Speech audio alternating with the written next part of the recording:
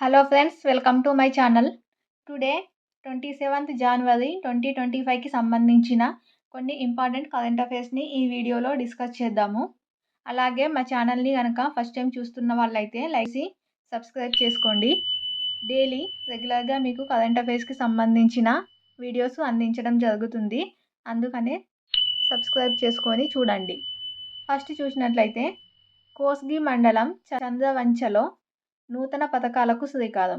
నిన్న గణతంత్ర దినోత్సవం సందర్భంగా తెలంగాణ రాష్ట్ర ముఖ్యమంత్రి సీఎం రేవంత్ రెడ్డి 4 పథకాలను ప్రారంభించడం జరిగింది. అవి కోస్గి మండలం చంద్రవంచలో పథకాలను ప్రారంభించడం జరిగింది. ఆ పథకాలు ఏంటి చూద్దాము.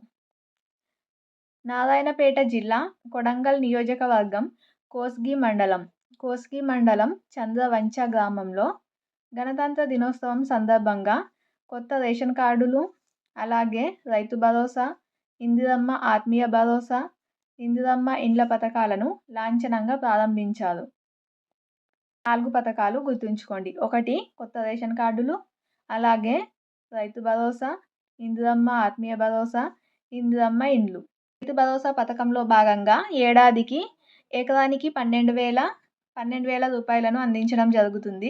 అలాగే ఇందిరమ్మ ఆత్మీయ భరోసా పథకంలో భాగంగా భూమి లేని వ్యవసాయ కూలీలకు కూడా సంవత్సరానికి 12,000, ఏడాదికి 12,000ను అందించడం జరుగుతుంది. అలాగే ఇందిరమ్మ ఇండ్లు, కొత్త రేషన్ కార్డు లేని వాళ్ళకి రేషన్ కార్డులు, ఇందిరమ్మ ఇండ్లకి 5 లక్షలు, నియోజకవర్గానికి 3,500 ఇండ్లు. అలాగే ఇందులో భూమి లేని వారికి ఇందిరమ్మ ఆత్మీయ భరోసా ద్వారా ఏడాదికి 12,000 ఆర్థిక సాయం. ఈ 4 పథకాలను గణతంత్ర దినోత్సవంలో భాగంగా తెలంగాణ ప్రభుత్వం ప్రారంభించింది. అలాగే నెక్స్ట్ చూసినట్లయితే ఆకట్టుకున్న ఏటికొప్పాక బొమ్మలు. గణతంత్ర దినోత్సవం సందర్భంగా కర్తవ్యపథ్లో నిర్వహించిన పారేడ్లో ఆంధ్రప్రదేశ్కు చెందిన ఏటికొప్పాక బొమ్మల శకటం ఆకట్టుకుంది. ఇది ఆంధ్రప్రదేశ్కు సంబంధించింది. వీటిని ఈ ఏటికొప్పాక బొమ్మలను అంకుడు కథతో తయారు చేస్తారంట. అంకుడు కథతో తయారు చేసే ఈ బొమ్మలలో ఎక్కడా కూడా వంపు కనబడదు.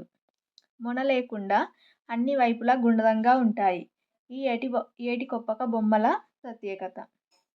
అలాగే ఈ గణతంత్ర దినోత్సవం సందర్భంగా మనం లాస్ట్ టైం వీడియోలనే చూసాము. ముఖ్య అతిథిగా ఇండోనేషియాకు చెందిన అధ్యక్షుడు ప్రబోవో సుబియాంటో ముఖ్య అతిథిగా హాజరు కావడం జరిగింది. అలాగే నెక్స్ట్ చూసినట్లయితే ఒకే దేశం ఒకే సమయం. దేశవ్యాప్తంగా ఒకే సమయాన్ని ప్రామాణీకరించే చర్యలో భాగంగా ఇక అన్ని రంగాల్లో భారత ప్రామాణిక సమయం ఇండియన్ స్టాండర్డ్ టైం ఐఎస్టీ వినియోగాన్ని తప్పనిసరి చేస్తూ కేంద్ర ముసాయిదా నిబంధనలను రూపొందించింది. అందులో భాగంగా ఇందుకోసం తునికలు, కొలతలు, భారత ప్రామాణిక సమయం నిబంధనలు 2024లో చట్టపరమైన విధి విధానాలు ఏర్పాటు చేశారు. ఇది అమలులోకి వస్తే ఇండియన్ స్టాండర్డ్ టైం అనేది అమలులోకి వస్తే చట్ట పాలన, వాణిజ్య, ఆర్థిక రంగాలతో పాటు అధికారిక పత్రాలలో కూడా ఇక నుంచి ఐఎస్టీ తప్పనిసరి అవ్వనుంది. చూద్దాం. శీతల సుందరి. హిమాచల్ ప్రదేశ్లోని మనాలిలో నిర్వహించిన మిస్ వింటర్ క్వీన్ పోటీల్లో విజేతగా నిలిచింది సుహాని. మిస్ వింటర్ పోటీలు ఎక్కడ నిర్వహించడం జరిగింది అంటే హిమాచల్ ప్రదేశ్లోని మనాలి. విజేత సుహాని. అలాగే నెక్స్ట్ చూద్దాం. జమ్మూ కాశ్మీర్ సాంస్కృతిక వారసత్వానికి చిహ్నమైన చినార్ చెట్లను రక్షించడానికి డిజిటల్ ట్రీ ఆధార్ కార్యక్రమాన్ని జమ్మూ కాశ్మీర్ ప్రభుత్వం ప్రారంభించింది. దీనిలో భాగంగా ఈ డిజిటల్ ట్రీ ఆధార్ అనే పథకంలో భాగంగా ప్రతి చెట్టుకు జియో ట్యాగింగ్ చేసి QR కోడ్ను కేటాయిస్తారు. ఇలా చేయడం వలన చెట్టుకు సంబంధించిన ఆరోగ్య పరిస్థితి, అలాగే చెట్టుకు సంబంధించిన కంప్లీట్ ఇన్ఫర్మేషన్ తెలుసుకోవడానికి వీలవుతుంది. అలాగే నెక్స్ట్ ఆస్ట్రేలియన్ ఓపెన్ ఫైనల్లో జెర్వేర్ ఓటమి. ఆస్ట్రేలియన్ ఓపెన్ టైటిల్ను సిన్నర్ ఇటలీ గెలుచుకున్నాడు. అందులో రన్నరప్గా జెర్వేర్ నిలిచాడు. అలాగే ఇందులో మహిళల డబుల్స్లో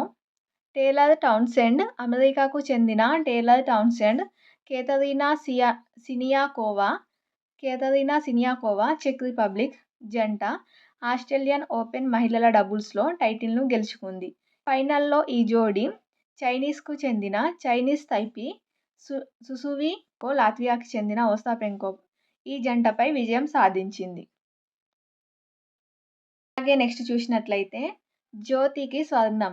భారత అగ్రశ్రేణి అథ్లెట్ జ్యోతి ఎర్రాజీ ఫ్రాన్స్లో జరుగుతున్న ఎలిట్ ఇండోర్ అథ్లెటిక్స్ మీట్లో జాతీయ రికార్డుతో పాటు స్వర్ణ పతకం సాధించింది. మహిళల 60 మీటర్స్ హార్డిల్స్ను 8.04 సెకన్లలో ముగించిన జ్యోతి అగ్రస్థానం కైవసం చేసుకుంది. అలాగే నెక్స్ట్ చూసినట్లయితే ఐసీఏ అంతర్జాతీయ సహకార కూటమి గ్లోబల్ కోఆపరేటివ్ కాన్ఫరెన్స్ను 2024 నవంబర్ 25 నుంచి 30 వరకు న్యూఢిల్లీలో నిర్వహించింది. మన భారతదేశంలో ఈ సదస్సు నిర్వహించడం ఇదే తొలిసారి.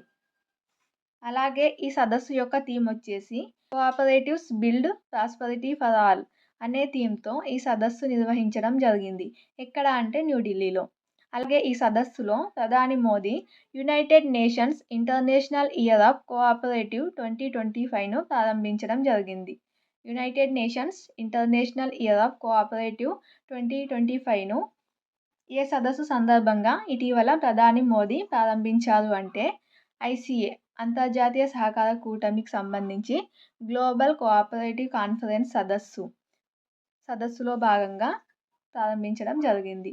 అలాగే ఐసీఏను 1895లో స్థాపించారు.